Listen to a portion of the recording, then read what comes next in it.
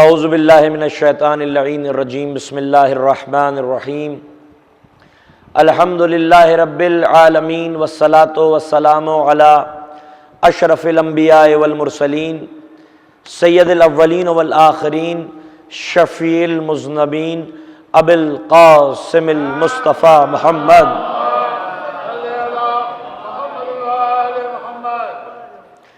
وخاتم النبیین و اہل بیتہ الطیبین الطاہرین المعصومین المظلومین المنتجبین ولعنۃ اللہ علی اعدائہم اجمعین اما بعد فقد قال اللہ سبحانہ فی کتاب المبین وہو اصدق الصادقین بسم اللہ الرحمن الرحیم اللہم مالک الملک تعطی الملک من تشاء وتنزع الملک ممن تشاء وتعز من تشاء وتذل من تشاء بیدک الخیر انک علی کل شیء قدیر۔ صلوات پڑھیں محمد۔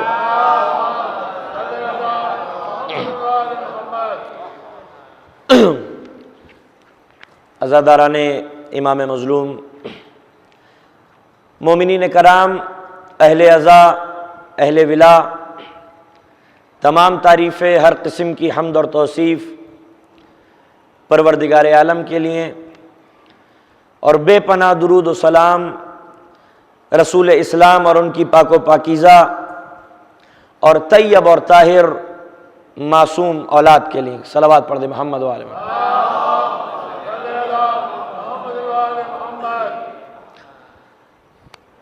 تین روزہ مجالس کا یہ انعقاد کیا گیا ہے، جو جناب فاطمۃ الزہرا سلام اللہ علیہا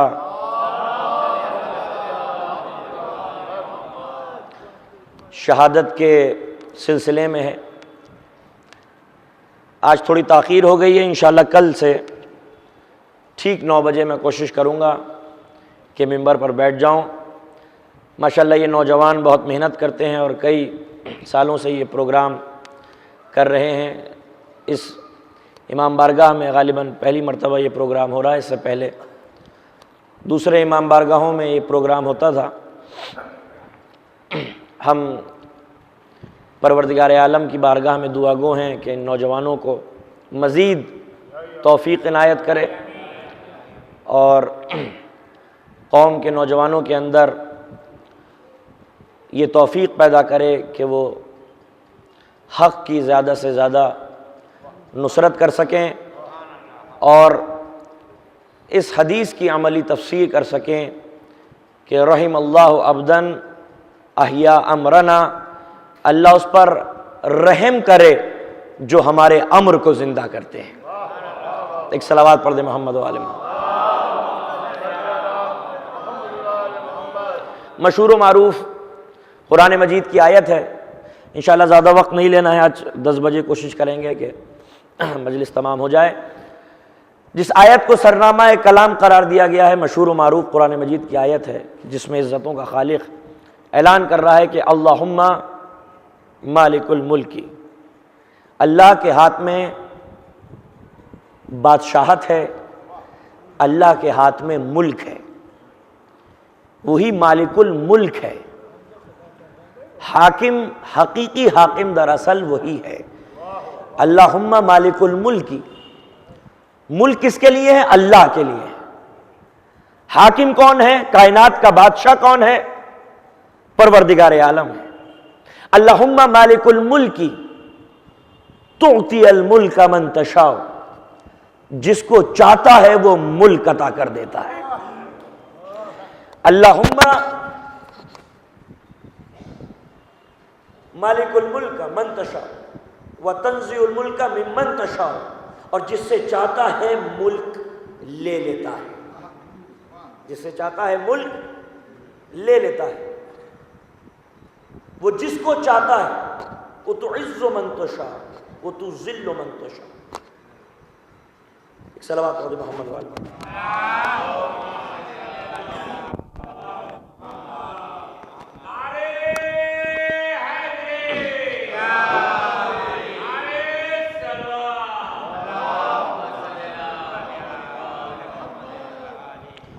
وتعز من تشاء وتذل من تشاء، وہ جس کو چاہتا ہے عزت دیتا ہے اور جس کو چاہتا ہے ذلیل اور رسوا کر دیتا ہے۔ بیدک الخیر، خیر اسی کے ہاتھوں میں ہے، انک علی کل شیء قدیر، اور اس کی ذات وہ ہے جو ہر شے پر قدرت رکھتی ہے۔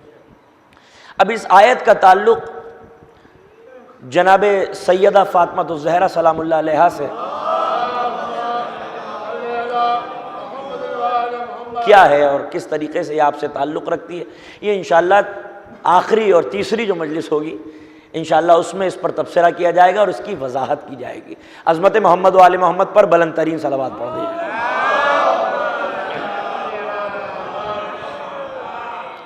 تو عزیزان گرامی، جناب سیدہ فاطمہ الزہرا سلام اللہ علیہا طاہرہ قدسیہ حوریہ بطول، یہ وہ ذات گرامی ہے کہ اسلام نے خواتین کی ہدایت کے لیے نمونہ عمل کے طور پر سیرت سیدہ کو پیش کیا دنیا کے سامنے۔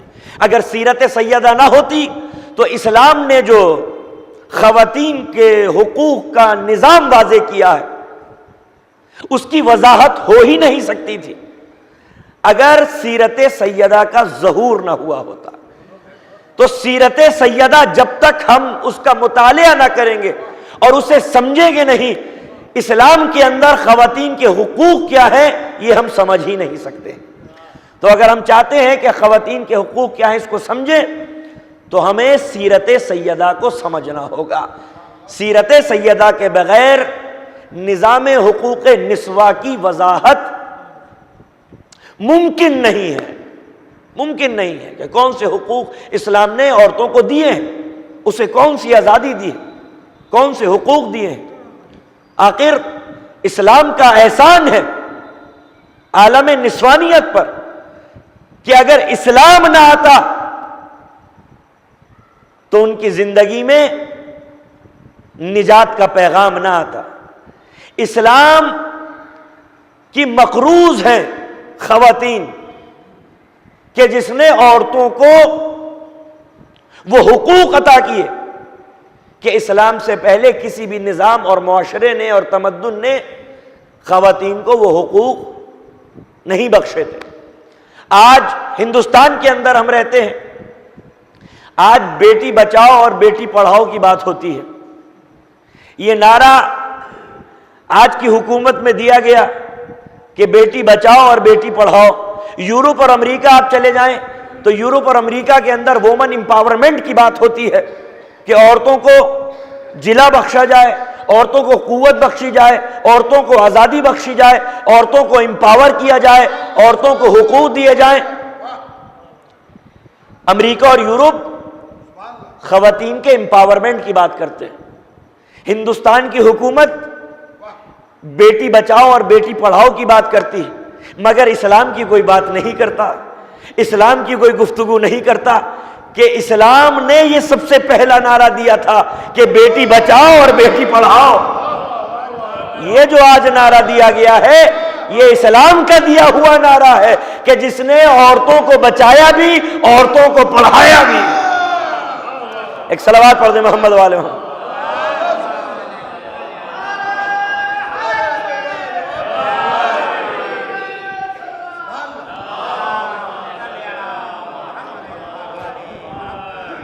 آج یورپ اور امریکہ آزادی کی تو بات کرتے ہیں، فریڈم کی بات تو کرتے ہیں، مگر فریڈم کے نام پر انہوں نے خواتین کو وہ کچھ نہیں دیا جو اسے ملنا چاہیے تھا۔ صرف فریب دینے کے لیے فریڈم کا نعرہ دیا گیا، صرف فریب دینے کے لیے حقوق کا نعرہ دیا گیا۔ ورنہ آپ بتائیے کہ کل سور اور طرابلس کے بازاروں میں بھی عورت کو بیچا جاتا تھا، آج کے بازاروں میں بھی عورت کو بیچا جاتا ہے۔ فرق کیا ہے؟ کل جب اس کو بیچا جاتا تھا تو یہ کہہ کے بیچا جاتا تھا کہ تو باندی ہے، تو کنیز ہے۔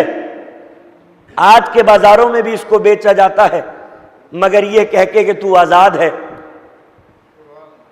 تو آزاد ہے۔ آزادی کا نعرہ دے کر اس کو بیچا جاتا ہے اور اس کو پتہ بھی نہیں چلتا کہ اس کو بیچ دیا گیا ہے۔ کل کم سے کم جب یہ بکتی تھی تو بازاروں میں یہ کہہ کے بکتی تھی کہ تو کنیز ہے، تو باندی ہے، لیکن آج ایسا زہر گھول دیا گیا ہے کہ اگر خواتین کو بیچا جاتا ہے تو اس کو پتہ بھی نہیں چلتا کہ اس کو بیچا جا رہا ہے۔ آپ کی سمجھ میں آیا کہ اسلام نے عورت کو وہ نظام دیا تھا کہ وہ شمع انجمن نہ ہو، چراغ خانہ ہو، کہ جو دنیا اور حیات کے لیے زینت تو بن سکے مگر شہوت پرستی کی نگاہوں کو خیرگی کی دعوت نہ دے۔ صلوات پڑھ دے محمد و آل محمد۔ ہندوستان کے اندر عورت کو ہمیشہ سے دبایا جاتا رہا، عورت کو شوہر کی چتا پر جلایا جاتا رہا، عورت ہمیشہ سے ستی ہوتی رہی، کبھی گنگا کے موجوں کے حوالے ایسے کر دیا جاتا اور یہ ننھی منی بچی گنگا کی موجوں کے اندر کہیں گم ہو جاتی اور ضم ہو جاتی۔ چائنا کے اندر کنفیوشس جس نے نظام بنایا ہے اس نے عورتوں کو وہ حقوق نہیں دیے کہ جو عورتوں کو حقوق دینا چاہیے تھے۔ کنفیوشس کی نظروں میں عورت کے مخصوص ایام میں اسے باورچی خانے میں جانے کی اجازت نہیں ہے، اسے عبادت گاہوں میں جانے کی اجازت نہیں ہے، اس کے آگے سور، طرابلس اور شام کے بازار تھے جہاں عورت کی بولی لگتی تھی اور اس کو بیچا جاتا تھا۔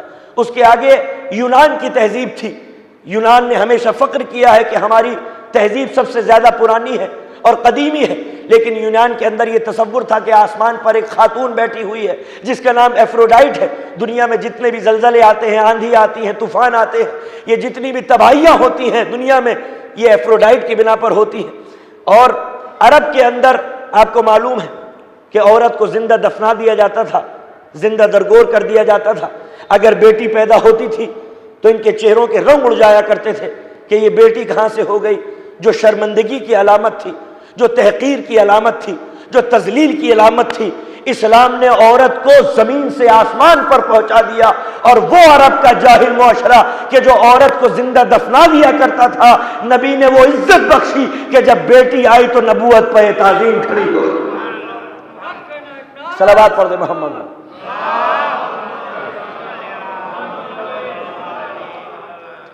تو عورتوں کو اسلام نے حقوق دیے۔ اسلام سے پہلے وہ حقوق عورت کو کسی معاشرے میں حاصل نہیں تھے جو اسلامی معاشرے میں رسول اللہ نے، قرآن مجید نے خواتین کو حقوق دیے۔ اسلام سے پہلے عورت کو کبھی بھی مردوں کے برابر نہیں سمجھا جاتا تھا، وہ ہمیشہ کمتر سمجھی جاتی تھی، چاہے عقل کا معاملہ ہو یا روحانیت کا معاملہ ہو۔ عورت کو ہمیشہ سے مردوں سے کمتر سمجھا جاتا تھا، مرد افضل تھے، عورت کمتر تھی، مگر اسلام نے عورت کو یہ عزت اور وقار بخشا اور عورت کو یہ حق دیا کہ تم مردوں سے کمتر نہیں ہو، نہ عقل کے معاملے میں نہ روحانیت کے معاملے میں، بلکہ تم مردوں کی برابر ہو۔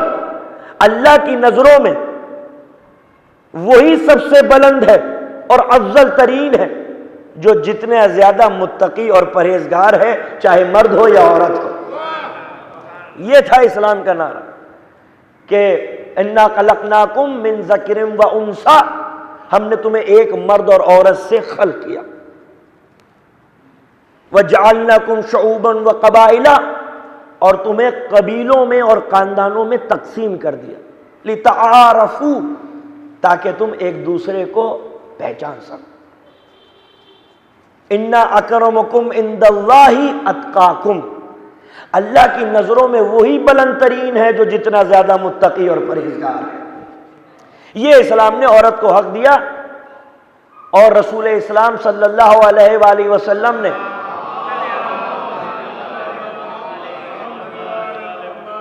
کہ ایک پاک دامن اور باعفت خاتون، رسول اللہ کی حدیث ہے کہ ایک پاک دامن اور باعفت خاتون 1000 اوباش مردوں سے افضل ہے۔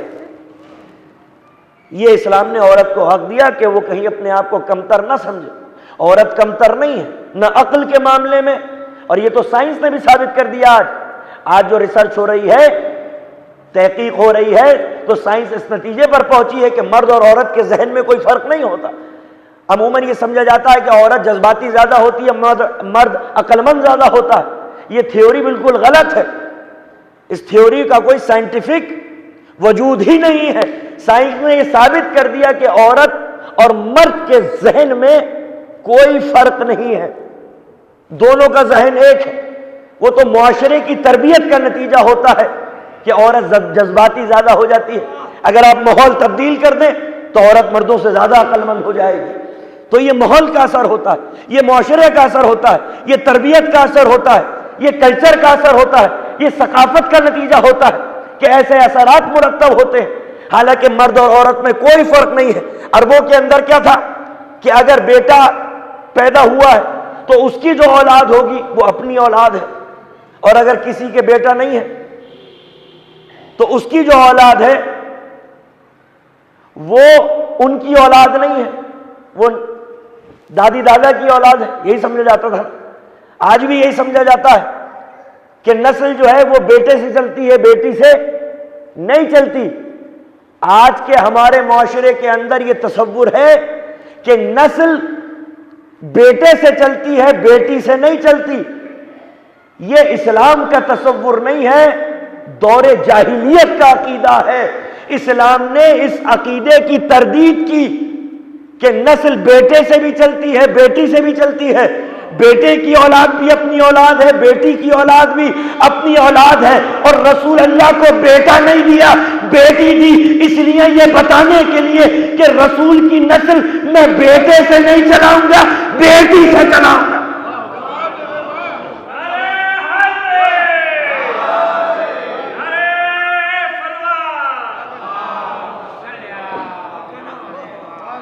رسول کی نسل اللہ نے بیٹے سے نہیں چلائی، بیٹی سے چلائی. یہ بتانے کے لیے تاکہ باطل عقائد کی اور نظریات کی تردید کی جا سکے کہ بیٹے سے بھی نسل چلتی ہے اور بیٹی سے بھی نسل چلتی ہے. ورنہ آپ بتائیے کہ عرب تو رسول اللہ کو ابتریت کے تانے دیتے تھے، ابتریت کے تانے دیتے تھے کہ تم ابتر ہو گئے ہو، تمہاری نسل نہیں چلے گی. یہی کہتے تھے نا. تو کیا اللہ نے بیٹا دیا؟ نہیں کہا انا آتیناک الکوثر. کفار قریش کے چہروں پر ایک ایسا تماچا مارا جس کے نتیجے میں جو گونج پیدا ہوئی اس سے آواز آ رہی تھی ہم نے تمہیں بیٹا نہیں، ہم نے تمہیں کوثر عطا کیا ہے. اور ایسا کوثر عطا کیا ہے کہ قاتل کے ہاتھ لنچے ہو جائیں گے، مگر اے پاک سیدہ طاہرہ تیری ہی نسل میں ہم تیری محمدیت کو باقی رکھیں. یہ ہے پروردگار عالم کا وعدہ. تو نسل بیٹے سے بھی چلتی ہے اور بیٹی سے بھی چلتی ہے. تو یہ عورت کو حق دیا نا اسلام نے، یہ حق عورت کو حاصل نہیں تھا. اس کی اولاد پرائی سمجھی جاتی تھی، بیٹے کی اولاد اپنی سمجھی جاتی تھی. اسلام نے عورت کو یہ حق دیا کہ بیٹے کی اولاد بھی اپنی اولاد ہے، بیٹی کی اولاد بھی اپنی اولاد ہے. نسل بیٹے سے بھی چلتی ہے، نسل بیٹی سے بھی چلتی ہے. تو اسلام نے عورت کو یہ حق دیا، یہ رائٹ دیا کہ تم اپنے آپ کو مردوں سے کمتر نہ سمجھنا، بلکہ عورت اور مرد میں بنیادی طریقے سے کوئی فرق نہیں ہے کہ اسے افضل بنایا ہو اور اسے کمتر بنایا ہو. پیدائشی کوئی تفریق نہیں کی پروردگار عالم. ایک صلوات پڑھ دیں محمد والے محمد. کوئی تفریق نہیں ہے پیدائشی بنیادی طریقے سے. تو سب سے پہلے سیرت سیدہ اگر نہ ہوتی، سیرت سید، صلوات پڑھیں محمد والے، سیرت سیدہ اگر نہ ہوتی تو حقوق نسواں کی وضاحت ہو ہی نہیں سکتی تھی. تو اسلام سے پہلے عورتوں کو مردوں سے کمتر سمجھا جاتا تھا، عقل کے معاملے میں بھی اور روحانیت کے معاملے میں بھی. اسلام نے یہ عقیدہ تبدیل کر دیا. کس کے ذریعے؟ سیرت سیدہ کے ذریعے، کہ عورت کمتر نہیں ہے، عورت روحانیت کے اس مقام پر فائز ہو سکتی ہے کہ جہاں 11ویں امام فرمائے کہ نحنو حجت اللہ علی الخلق و فاطمہ تو حجت اللہ علینا. ہم عالمین پر حجت ہیں اور جدہ فاطمہ ہم 11 ائمہ پر حجت ہیں. یہ ہے جناب سیدہ کی روحانیت اور آپ کی روحانی رفعت اور بلندی کہ جناب سیدہ کو حجت قرار دیا 11 ائمہ پر. ایک عورت کو حجت بنا دیا، عورت کو حجت بنا دیا. تو لہذا حقوق نسواں کی وضاحت نہیں ہو سکتی. تو عورت اسلام سے پہلے کمتر سمجھی جاتی تھی. اسلام نے عورت کو یہ حق دیا کہ تم کمتر نہیں، تم عبادتوں کے ذریعے، تم عقل کا اگر استعمال کرو تو اس مقام پر پہنچ سکتی ہو کہ جہاں اگر مرد عقل اور روح کا استعمال نہ کریں تو وہ مقام وہ حاصل نہیں کر سکتے. تو لہذا اسلام سے پہلے یہ تصور تھا ہر مذہب کے اندر کہ عورت روحانیت کے لیے مضر ہے. ایک تو یہ تصور کہ عورت روحانیت حاصل نہیں کر سکتی یا پیچھے رہ جاتی ہے وہ عقل اور روحانیت کے معاملے میں، یا یہ تصور کہ اگر خدا تک پہنچنا ہے تو شادی بیاہ مت کرنا، ازدواج سے دور رہنا. ہندوازم کے اندر، ہندوستان کے اندر یہ تصور آج بھی موجود ہے کہ اگر پرماتما اور پرمیشور تک پہنچنا ہے، نروان پراپت کرنا ہے اور موکش حاصل کرنا ہے تو ازدواج سے دور رہو، برہمچاری بن کے رہو. اگر تم نے شادی کر لی، بیوی بچے ہو گئے، تو اس کے بعد تم روحانیت حاصل نہیں کر سکتے، آتما کو پرماتما سے نہیں ملا سکتے. اگر آتما کو پرماتما سے ملانا ہے، اگر پرمیشور تک پہنچنا ہے، اگر پرماتما تک پہنچنا ہے، اگر نروان پراپت کرنا ہے، اگر موکش پراپت کرنا ہے، تو ضرورت اس بات کی ہے کہ ازدواج سے دور رہو، بیوی بچوں سے دور رہو.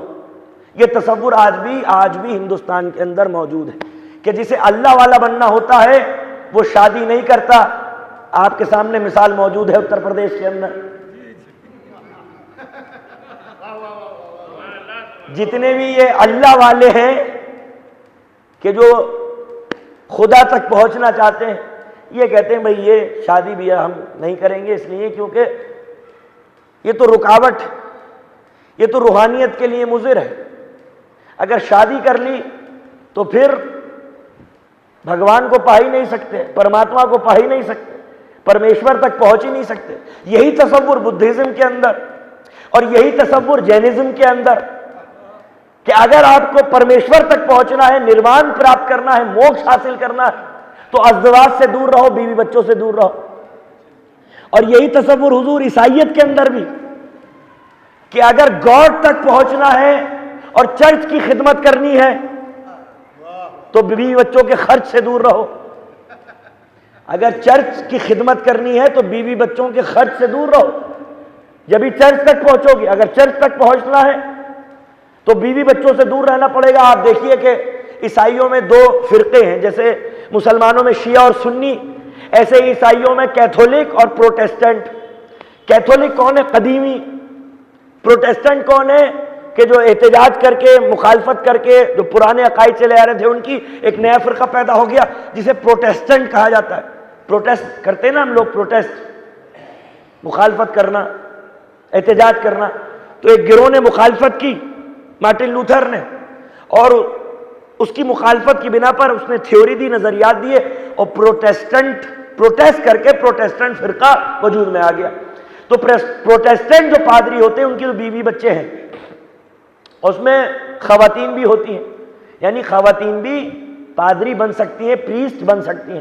لیکن جو کیتھولک ہیں، جو قدیمی ہیں، قدیمی عیسائیت کے اندر اگر کسی کو چرچ سنبھالنا ہے اور خدا کی اور دین کی خدمت کرنی ہے تو اسے ازدواج سے دور رہنا پڑے گا، بیوی بچوں سے دور رہنا پڑے گا، اور کوئی بھی خاتون چرچ کی پریسٹ نہیں بن سکتی. توجہ ہے. اسی طریقے سے عیسائیت کے اندر بھی یہی تصور تھا کہ صاحب اگر گاڈ تک پہنچنا ہے تو ازدواج سے دور رہو. یہی ہندوازم، جینزم اور بدھزم کے اندر تصور کہ اگر پرمیشور تک پہنچنا ہے، پرماتما تک، تو ازدواج سے دور رہو. ہر مذہب کے اندر یہ نظریہ پہلے سے موجود تھا. اسلام نے اس کی تردید کی سیرت سیدہ کے ذریعے مباہلہ کے میدان میں.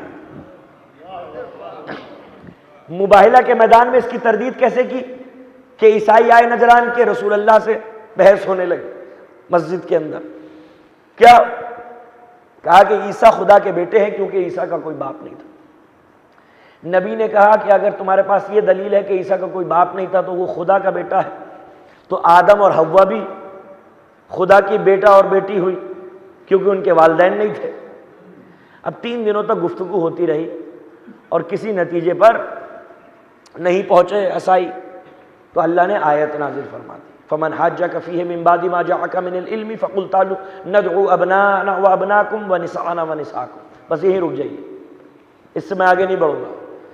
کہ اے میرے نبی، جو علم تمہارے پاس پہنچا ہے، اگر یہ نہ مانے تمہاری بات تو ان سے کہو کہ مباہلہ کریں. مباہلہ کریں. مباہلہ کیا ہے؟ اسپریچول وار، روحانی جنگ.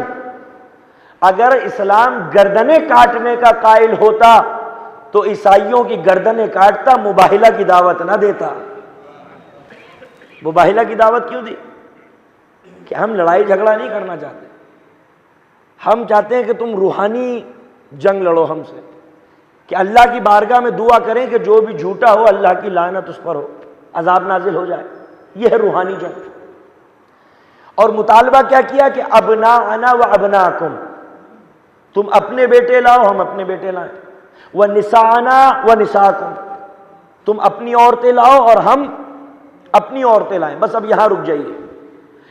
جب قرآن یہ جانتا تھا، اسلام یہ جانتا تھا، اللہ یہ جانتا تھا اور رسول اللہ یہ جانتے تھے کہ یہ عیسائی پادری نجران کے نہ ان کی بیویاں ہوتی ہیں، نہ بچے ہوتے ہیں، نہ یہ شادی کرتے ہیں، نہ یہ گھر بساتے ہیں، یہ بیچارے تنہائی کی زندگی گزارتے ہیں، بسر کرتے ہیں اور اللہ والے بندے ہیں، تو جب نہ ان کی بیویاں ہیں نہ ان کے بچے ہیں، تو قرآن نے یہ کیوں کہا کہ تم اپنے بیٹے لاؤ ہم اپنے بیٹے لائیں، تم اپنی عورتیں لاؤ ہم اپنی عورتیں لائیں، جبکہ اسلام جانتا تھا نہ ان کے بیٹے ہیں، نہ ان کی بیویاں ہیں، نہ ان کے بچے ہیں۔ توجہ ہے؟ تو یہ کہاں سے لائیں گے؟ یہ مطالبہ کیوں کیا؟ یہ مطالبہ غیر عقلی تھا، یہ مطالبہ غیر منطقی تھا کہ جب نہ ان کی بیویاں ہیں نہ بچے ہیں تو یہ مطالبہ کیوں کیا جا رہا ہے کہ تم اپنی عورتیں لاؤ ہم اپنی عورتیں لائیں، تم اپنے بچے لاؤ ہم اپنے بچے لائیں، جب نہ ان کی عورتیں ہیں نہ ان کے بچے ہیں۔ تصور کیا تھا کہ عورت روحانیت کے لیے مضر ہے، عورت، کیونکہ عیسائیت کے اندر یہ تصور تھا کہ حضرت حوا نے نکلوا دیا تھا آدم کو، تو عورت جو ہے وہ برائیوں کا دروازہ ہے، ورنہ ہم تو جنت میں مزے اڑا رہے ہوتے۔ یہ تو آئٹنری میں تھا ہی نہیں کہ اس دنیا میں آنا ہے۔ یہ تو جب گندم کھا لیا جناب آدم نے تو سزا کے طور پہ آدم اور حوا کو یہاں بھیج دیا گیا، اور ہم اس جو پہلا گناہ تھا اس کے نتائج بھگت رہے ہیں اس دنیا میں، ورنہ پروگرام یہی تھا مشیت کا کہ وہیں رہنا ہے، کوئی امتحان نہیں تھا۔ عیسائیوں کا یہ تصور تھا، تو انہوں نے کہا woman is the door of evil, عورت جو ہے برائیوں کا دروازہ ہے۔ تو عورت کو روحانیت کے لیے مضر سمجھتا تھا ہر مذہب، ہر معاشرہ، ہر سوسائٹی، یہی تصور ان کے ذہنوں میں تھا۔ 3 دنوں تک یہ رسول اللہ کو بھی دیکھتے رہے، مولا علی کو بھی دیکھتے رہے، امام حسن کو بھی دیکھتے رہے اور امام حسین کو بھی دیکھتے رہے۔ کون سی ایسی ذات اور ہستی رہ گئی تھی کہ جب تک وہ شامل نہیں ہوگی توحید کو بچایا ہی نہیں جا سکتا، اسلام کے نظام کی وضاحت ہی نہیں کی جا سکتی۔ تو لہٰذا رسول اللہ جناب سیدہ کو اس لیے لے کر آئے تاکہ عالمی نظریات کی تردید کی جا سکے۔ کیا رسول اللہ نے یہ ثابت کر دیا کہ جس کو تم روحانیت کے لیے مضر سمجھ رہے ہو اسی کی بنیادوں پر ہم اپنے قصر روحانیت کی تعمیر کر رہے ہیں۔ ایک صلوات پڑھ دے محمد والے محمد۔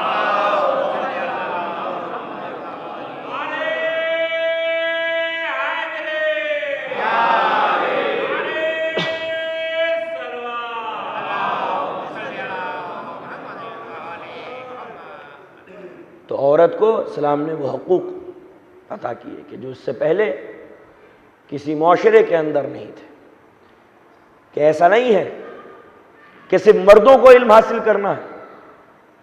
حق تحصیل علم یہ سب سے پہلا حق اسلام نے عورت کو دیا، کہ صرف مردوں پر واجب نہیں ہے کہ وہ علم حاصل کرے اور آگے بڑھے، بلکہ عورتوں پر بھی واجب ہے کہ وہ علم حاصل کرے۔ طلب العلم الفریضۃ علی کل مسلم، ہر مسلمان مرد اور عورت پر واجب ہے، ہر مسلمان مرد اور عورت پر واجب ہے کہ وہ علم حاصل کرے۔ بہت سارے مذاہب ایسے تھے جو اپنی عبادت گاہوں میں اجازت نہیں دیتے تھے کہ وہ خواتین ان کے عبادت گاہوں میں جائیں، یا ان کے جو صحیفے ہیں ان کا مطالعہ کریں، جو آسمانی کتابیں ان کی سمجھی جاتی ہیں ان کا مطالعہ کریں۔ لیکن اسلام نے یہ حق عورت کو دیا کہ صرف مردوں پر ہی واجب نہیں ہے کہ وہ علم حاصل کرے، عورتوں پر بھی واجب ہے کہ وہ علم حاصل کرے، اور عورتوں پر زیادہ واجب ہے کہ وہ علم حاصل کرے۔ اس لیے کیونکہ جب مرد پڑھتا ہے تو تنہا مرد پڑھتا ہے، جب عورت پڑھتی ہے تو نسلیں سنور جایا کرتی ہیں۔ تو ضرورت اس بات کی ہے کہ عورت کی ایجوکیشن پہ زیادہ زور دیا جائے، ہم بیٹوں کو ڈاکٹر انجینئر بنانا چاہتے ہیں، لیکن جب بیٹیوں کی بات آتی ہے کہ صاحب بی اے کرا دو، اس کے بعد شادی کر دو۔ یہی تصور ہمارے معاشرے کے اندر رائج ہے کہ عورتیں تو سسرال کے لیے بنی ہیں، عورتیں تو سسرال کے لیے بنی ہیں، تو لہذا پڑھا کے کیا کریں گے، لکھا کے کیا کریں گے، ڈاکٹر بنا کے کیا کریں گے، انجینئر بنا کے کیا کریں گے۔ اسلام وہ پہلا قانون تھا جس نے صرف عورت کو تحصیل علم کا حق ہی نہیں دیا، بلکہ یہ حق بھی دیا کہ وہ جو چاہے بنے، چاہے ڈاکٹر بنے، چاہے انجینئر بنے، معاشرے کی خدمت کرے، دین کی خدمت کرے۔ اخلاقیات کے دائرے میں جو دائرہ بنایا ہے اسلام نے اخلاقیات کا، اس دائرے میں جو چاہے عورت وہ علم حاصل کرے، وہ پروفیشن حاصل کرے۔ آپ ایران کو دیکھ لیں، کیا ایران میں ڈاکٹر نہیں ہوتی خواتین؟ اب تو الحمدللہ ایران کے اندر ممبر آف پارلیمنٹ بھی بن رہے ہیں، اب تو ججز بھی بن رہی ہیں، سب آرڈینیٹ ججز، یعنی خواتین کے معاملات اگر ہوتے ہیں کوئی تو وہ مرد جج نہیں دیکھتا، وہ جو خاتون ہے جج وہ دیکھتی ہے۔ تو اس کا مطلب اسلام نے عورت کو یہ حق دیا کہ وہ پروفیشن جو چاہے وہ اختیار کرے، وہ بھی معاشرے کی خدمت کرے، وہ بھی معاشرے کی خدمت کرے۔ یہ تصور غلط ہے کہ عورت کو گھر کے لیے پیدا کیا گیا ہے، وہ گھر کے اندر بند رہے، یہ اسلامی تصور ہے ہی نہیں۔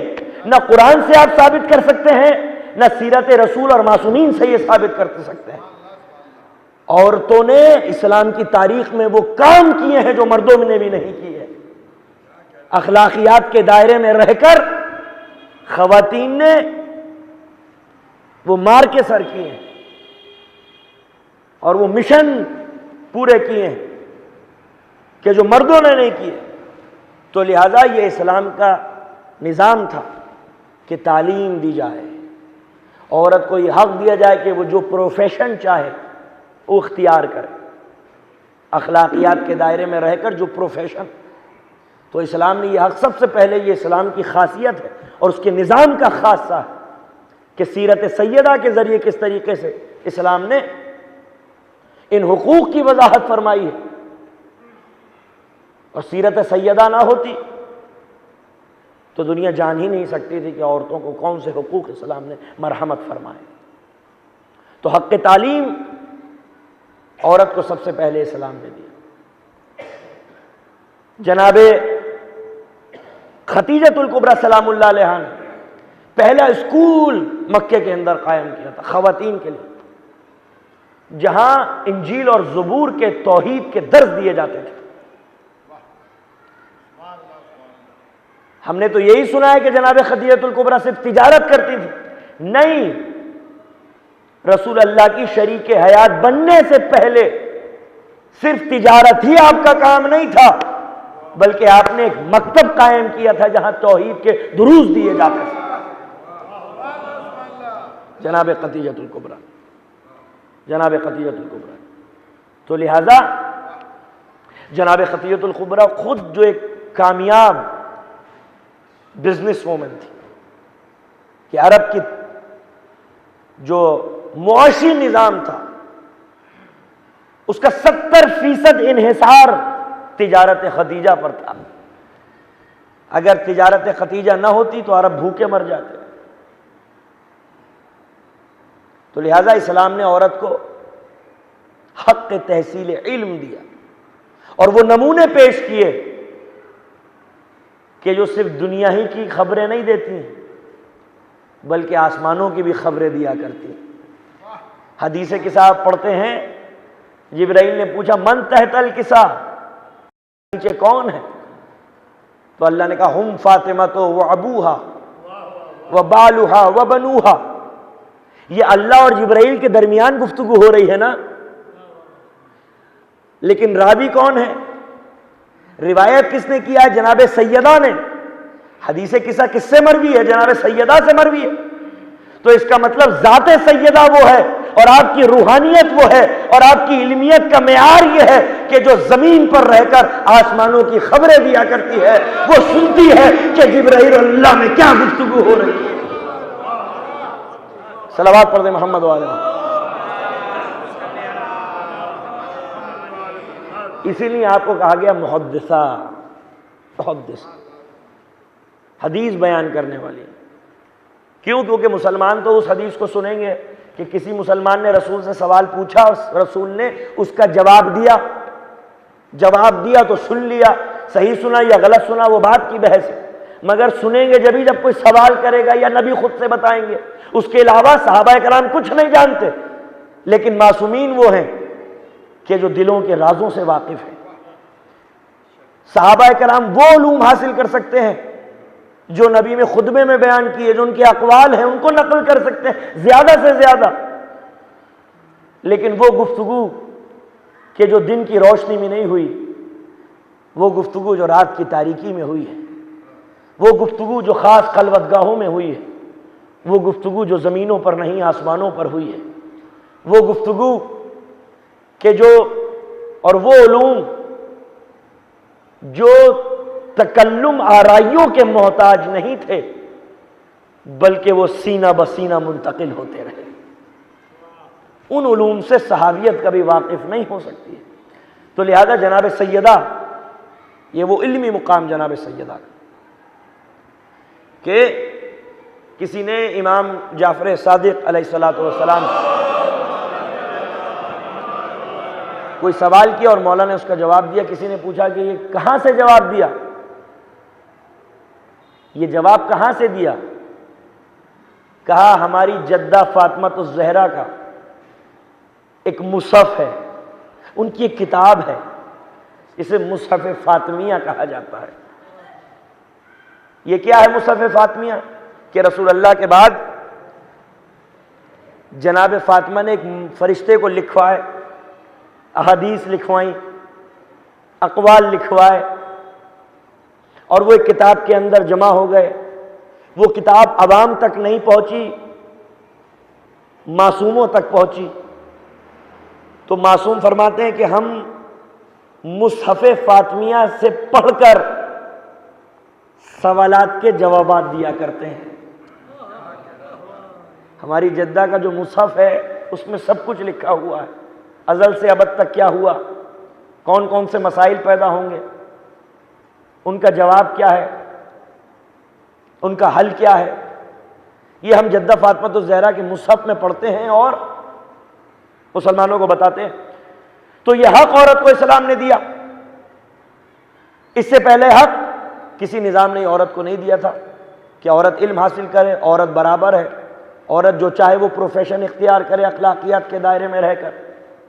توجہ ہے، بہت سارے اعتراضات بھی ہوتے ہیں کہ بھئی اسلام نے یہ کیوں کیا ہے، اسلام نے یہ نظام کیوں بنایا ہے، اسلام نے یہ قانون کیوں بنایا ہے، 4 شادیاں کیوں ہیں، 2 گواہیاں کیوں ہیں۔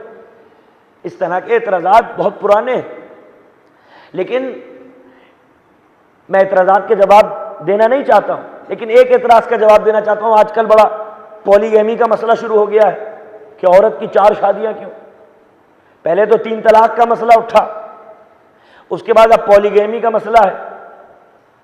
بھئی ہم قائل نہیں ہیں اس چیز کے، ہم اس کے قائل نہیں ہیں کہ کوئی 3 بار طلاق کہے اور طلاق ہو جائے، ہم اس کو نہیں مانتے۔ ہماری فقہ اور ہماری شریعت اس کو تسلیم نہیں کرتی ہے۔ ہم تو اس 3 کے عدد کے کبھی قائل ہی نہیں رہے ہیں، تو ہم اس کے قائل نہیں، لیکن اس کا حل وہ لوگ کریں گے کہ جو آتھرائزڈ ہیں۔ اگر یہ دنیا کی عدالتوں میں یا حکومت سیکولر گورنمنٹ قانون بنانے لگی تو بڑے مسئلے مسائل پیدا ہو جائیں گے، اس لیے کیونکہ آپ نے تو 3 طلاق کو حرام قرار دے دیا، غیر قانونی بتا دیا، ٹھیک ہے، لیکن ان کی شریعت میں تو یہ ابھی تک ٹھیک ہے۔ اگر کوئی شوہر کسی بیوی کو 3 طلاق دے دے تو ان کی شریعت کے نقطہ نظر سے طلاق تو ہو گئی، ان کی شریعت کے نقطہ نظر طلاق ہو گئی۔ اب پولیس والے کہیں گے نہیں صاحب طلاق نہیں ہوئی، شریعت کی نقطہ نظر سے طلاق ہو گئی، تو یہ کہاں جائز ہے؟ کیونکہ امام جعفر صادق علیہ السلام سے ایک خاتون آئی، شیعہ خاتون، اس نے سنی سے شادی کر لی اور اس کے شوہر نے اسے 3 طلاق دے دی، چھٹے امام کے دور کی بات ہے۔ تو اس نے کہا میری تو طلاق ہوئی نہیں کیونکہ میں ہوں شیعہ تم ہو سنی، تو ہماری فقہ کے لحاظ سے یہ طلاق نہیں ہے، اگر تم ہماری فقہ کے حساب سے طلاق دو گے جب میری طلاق ہوگی۔ یہ مسئلہ آیا چھٹے امام کے پاس کہ طلاق ہوئی یا نہیں ہوئی، تو چھٹے امام نے فرمایا تمہاری طلاق ہو گئی، اس لیے کیونکہ ہر مسلک اپنے قوانین سے بندھا ہوا ہے، تو اس کا مطلب اگر امینڈمنٹ کرنا ہے تو شریعت امینڈ کرے اس کو، جو صاحب شریعت لوگ ہیں، جو مفتی ہیں، جو مولوی ہیں، وہ اس کو بدل دیں کہ بھائی اس کو ختم کرتے ہیں، اور یہ جو شرعی طریقہ ہے طلاق کا یہ نافذ کرتے ہیں، جیسے 20-22 ممالک نے کر رکھا ہے پہلے سے، پاکستان کے تک کے اندر یہ بین ہو چکا ہے 3 طلاق، لیکن وہاں سیکولر گورنمنٹ نے نہیں کیا، وہاں مولویوں نے کیا، وہاں مفتیوں نے کیا۔ تو اگر پورے مولوی اور علماء بیٹھ کر یہ طے کر لیں کہ ہم اس کو ختم کرتے ہیں اور یہ نافذ کرتے ہیں، تو اب یہ منسوخ ہو جائے گی اور نئی طلاق اس کی جگہ پر آ جائے گی۔ لیکن قانون بنانے سے، سیکولر قانون بنانے سے مسئلہ حل ہونے والا نہیں، کیونکہ طلاق تو اس کی ہو گئی، طلاق تو اس کی ہو گئی، تو لہذا اب یہ کہا جاتا ہے کہ صاحب 4 شادیاں کیوں ہیں؟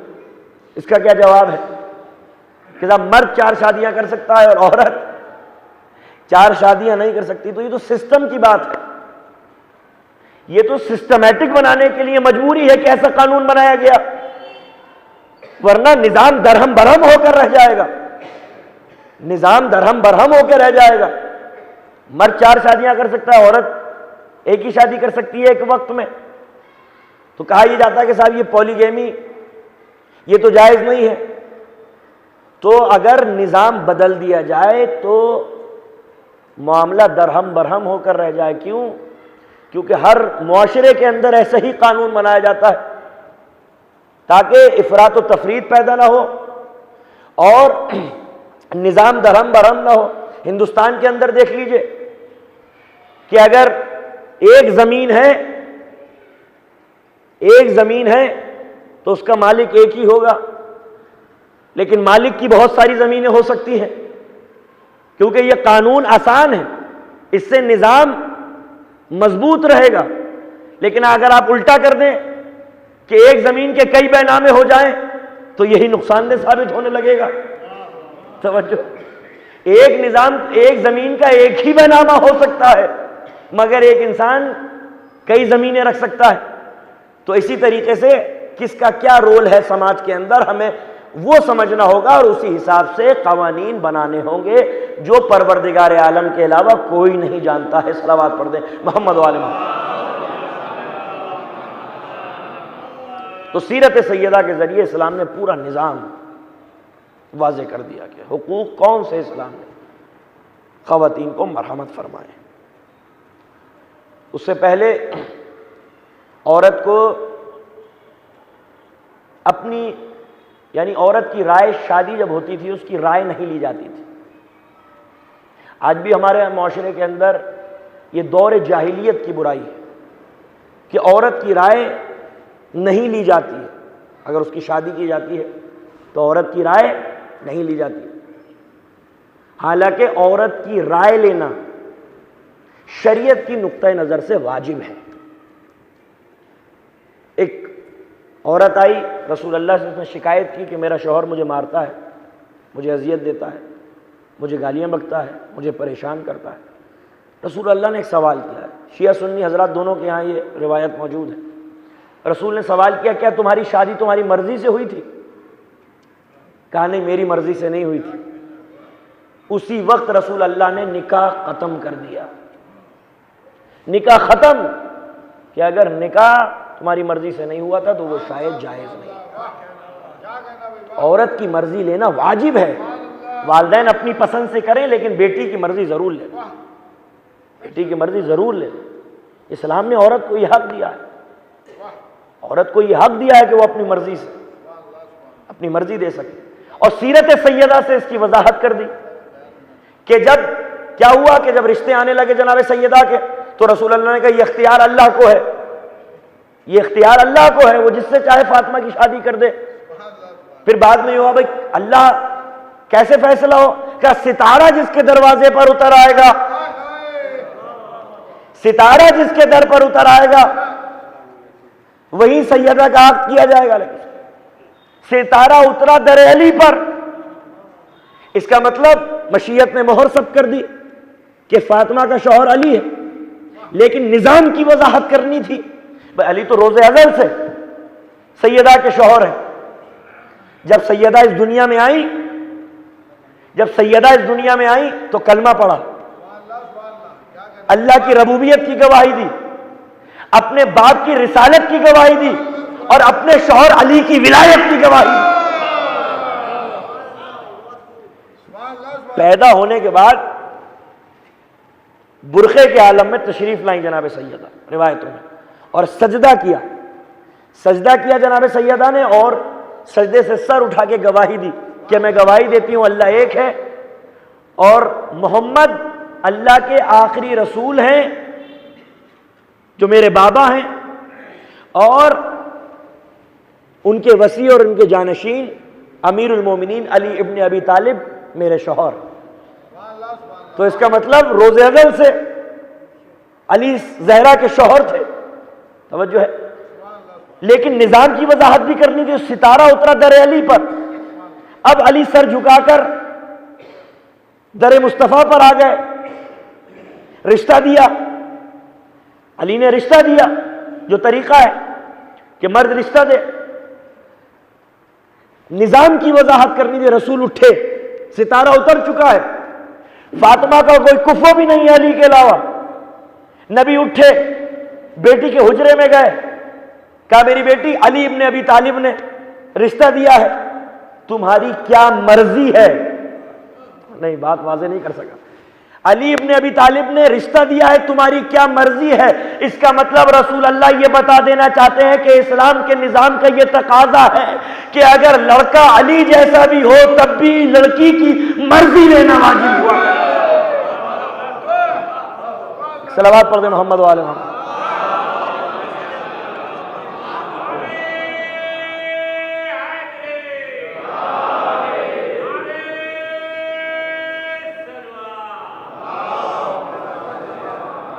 ایک اور صلوات پڑھ دیں عظمت محمد والے۔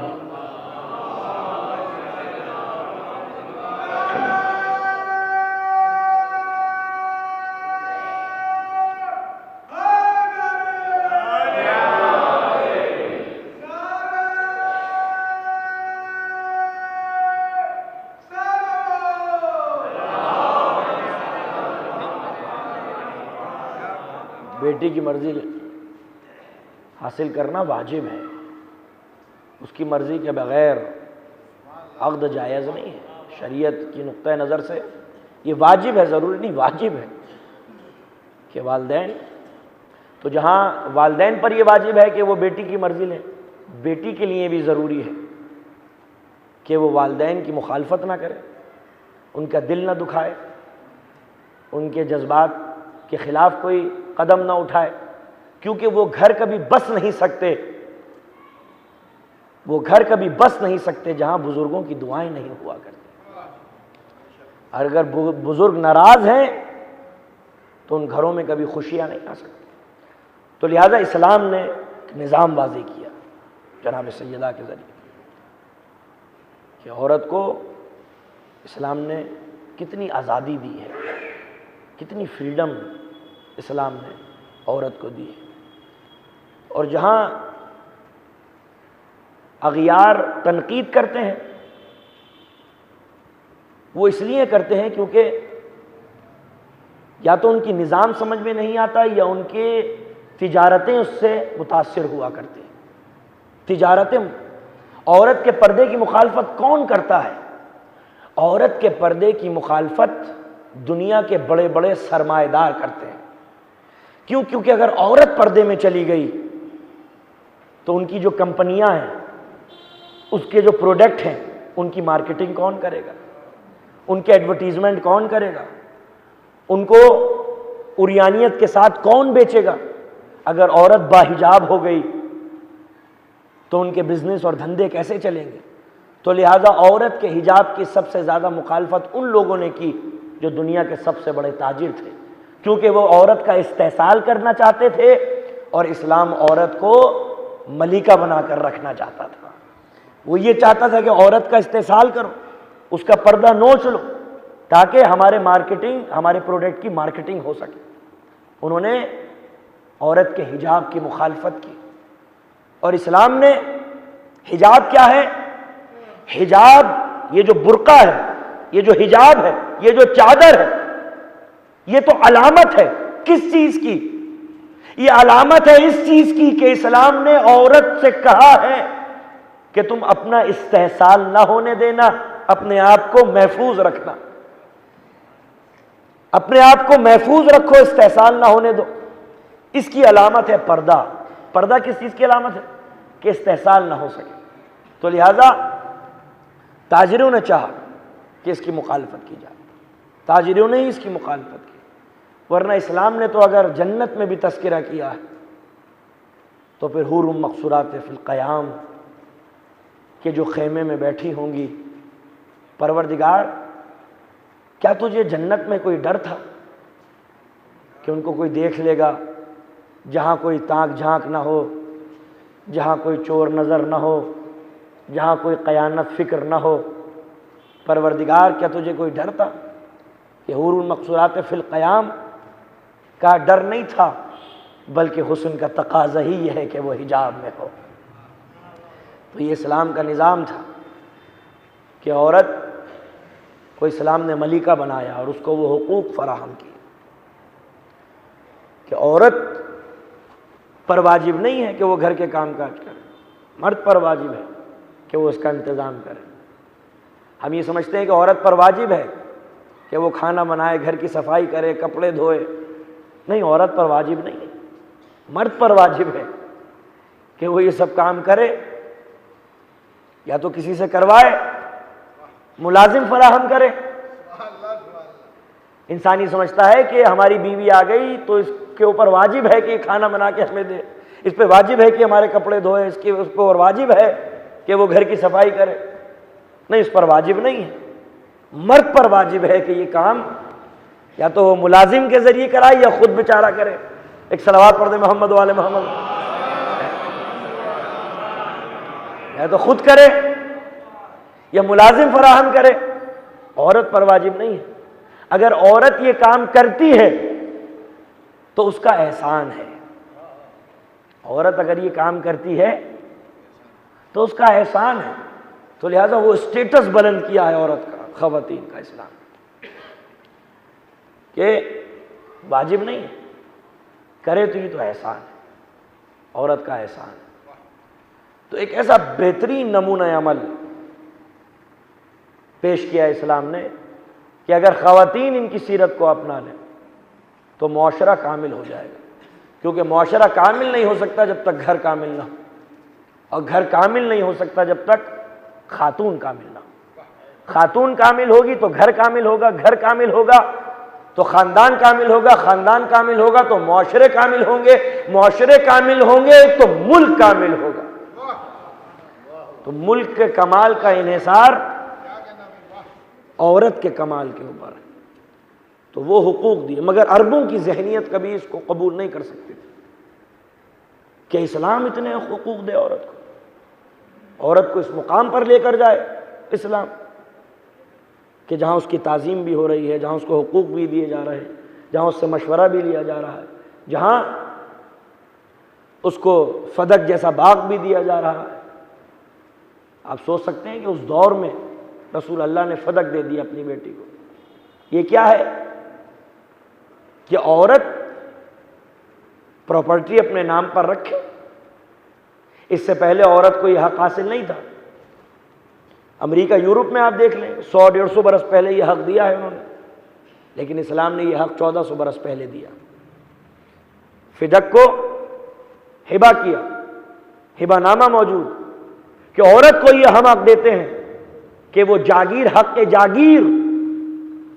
جاگیر اسلام نے عورت کو سب سے پہلے دیا، اور اس کا ثبوت ہے ہبہ نامہ کہ فدق ہبہ کر کے بتایا رسول اللہ نے کہ اسلام نے خواتین کو یہ حق دیا ہے کہ وہ جاگیر اپنے نام پر رکھے۔ لیکن عرب کی ذہنیت کبھی اس نظام کو قبول نہیں کر سکتی تھی، لہذا عرب کی ذہنیت نے یہ حق عورت سے چھینا۔ اور جناب سیدہ جو دربار میں گئی تھی وہ فدق کا باغ لینے نہیں گئی تھی۔ میں یہ سوچتا تھا کیا باغ کی اتنی اہمیت تھی کہ جناب سیدہ کے چشم فلک نے جس کے سر کو نہ دیکھا ہو، وہ جناب سیدہ بازار سے ہو کر دربار میں آئے، خطبہ دے، فدق کا مطالبہ کرے۔ فدق اتنا قیمتی نہ تھا، یہ باغ اتنا قیمتی نہ تھا۔ جناب سیدہ باغ لینے کے لیے نہیں گئی تھی، عورتوں کے حقوق کی پاسداری کے لیے دربار میں گئی تھی کہ اسلام عورتوں کے حقوق واضح کرنا چاہتا ہے، اور عرب کی ذہنیت اسلام کی ردا اوڑھ کر وہ حقوق کو پامال کرنا چاہتی۔ تو جناب سیدہ جو ملازمین تھے ان کو ہٹا دیا گیا، فدق کے جو ملازمین تھے ان کو ہٹا دیا گیا، اور وہ ملازمین مولا علی کے پاس آئے کہ یا علی ہم کو حکومت نے ہٹا دیا، اور یہ آوازیں جناب سیدہ کانوں میں آئیں۔ تو جناب سیدہ کو جلال آ گیا، اور جناب سیدہ نے کہا کہ اب سیدہ یہ حقوق لینے کے لیے اور حقوق کی وضاحت کے لیے دربار میں جائے گی۔ جناب سیدہ بازار سے ہو کر گزری تاکہ دنیا دیکھ لے۔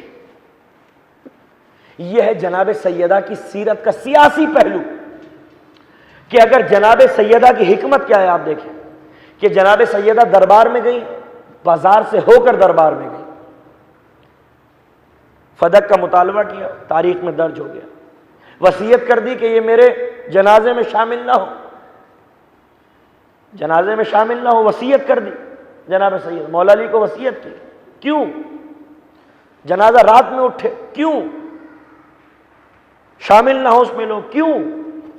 تاکہ اس دور کے اندر جو زوال پیدا ہو گیا تھا معاشرے کے اندر اس پر تنقید کی جا سکے اور ظالموں کو بے نقاب کیا جا سکے۔ اگر جناب سیدہ دربار میں نہ جاتی اور وصیت نہ کرتی تو ظالم کبھی بے نقاب نہیں ہو سکتا تھا۔ جناب سیدہ نے وصیت کر کے اور جناب سیدہ نے دربار میں جا کے ان چہروں پر سے نقاب ہٹا دی جن صحابیت کے چہروں کے پیچھے طاغوتی چہرہ چھپا ہوا تھا۔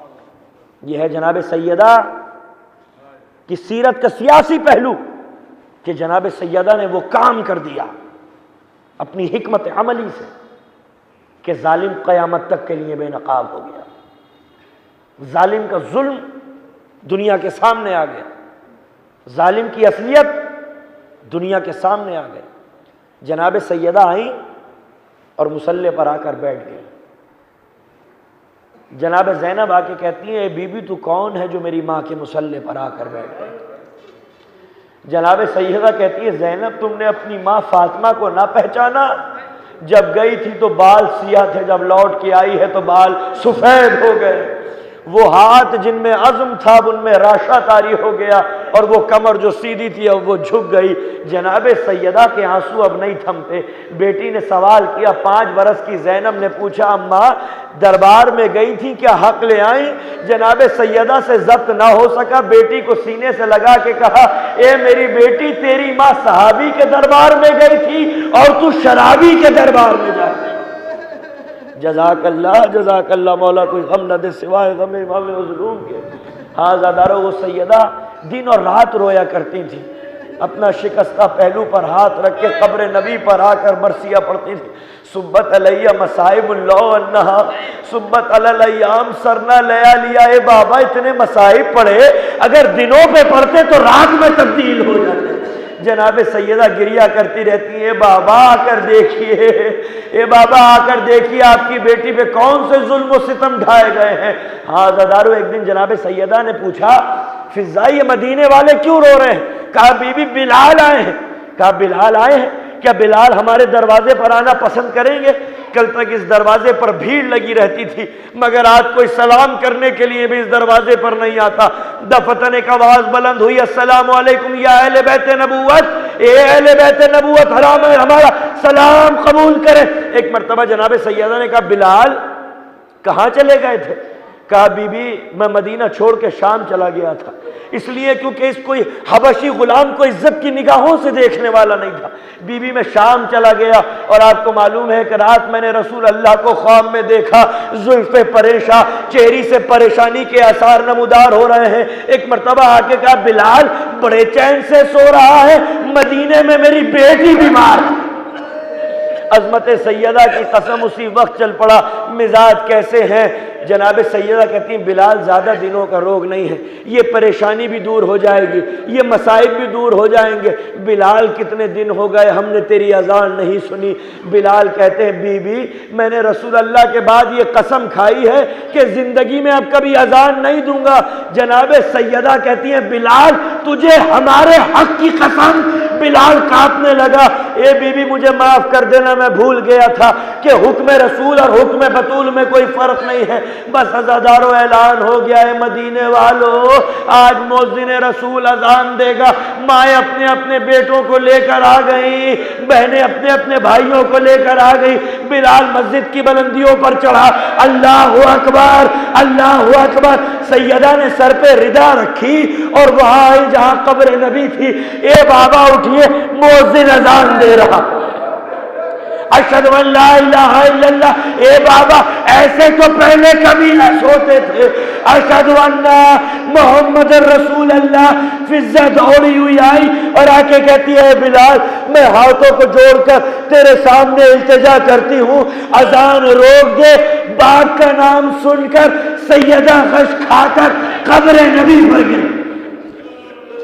میں کہوں اے بی بی باپ کا نام صحابی کی زبان سے سنا غش آ گیا، باپ کا نام عزت کے ساتھ سنا غش آ گیا، باپ کا نام دوست کی زبان سے سنا غش آ گیا، مگر اے بی بی ان بیٹیوں کا کیا ہوا ہوگا جن کی آنکھوں کے سامنے ان کے باپوں کے کٹے ہوئے سر، کربلا سے کوفہ، کوفہ سے شام، تماچوں پر تماچے، تازیانوں پر تازیانے، واہ محمد واہ حسین۔